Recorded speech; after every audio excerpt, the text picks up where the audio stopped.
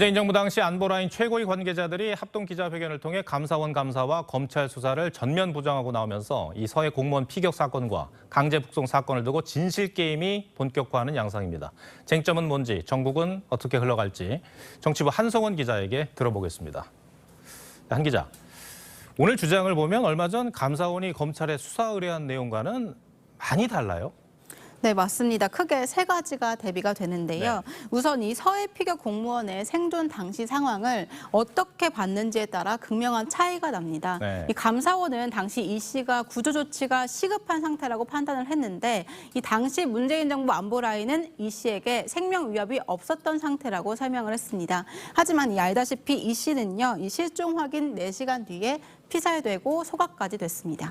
고 이대준 씨 구명조끼에 한자가 쓰여 있었다는 것도 모르는 일이라고 했잖아요. 이거는 네. 어떻게 봐야 됩니까?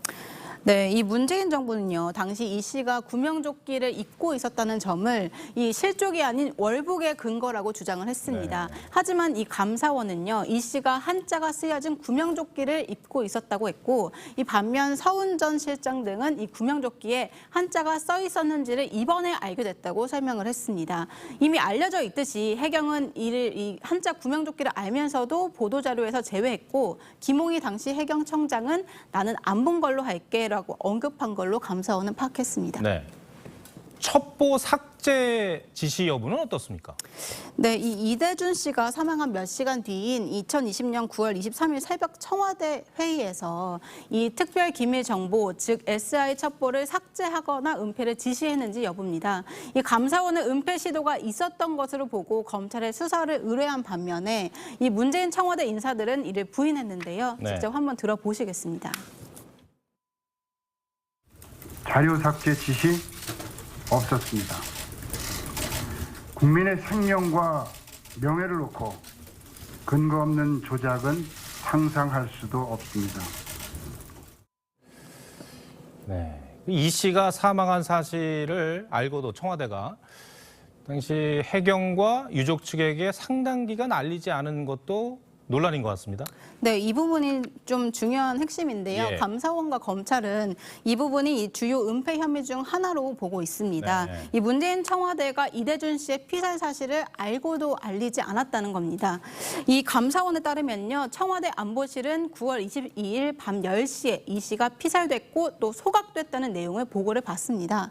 하지만 해경에게는 이 수색을 유지하라고 했고 네. 실제로 다음 날 새벽까지 해경에도 피살 사실을 알리지 않았습니다. 또 유족에게도 수색 활동 이야기만 전했는데요.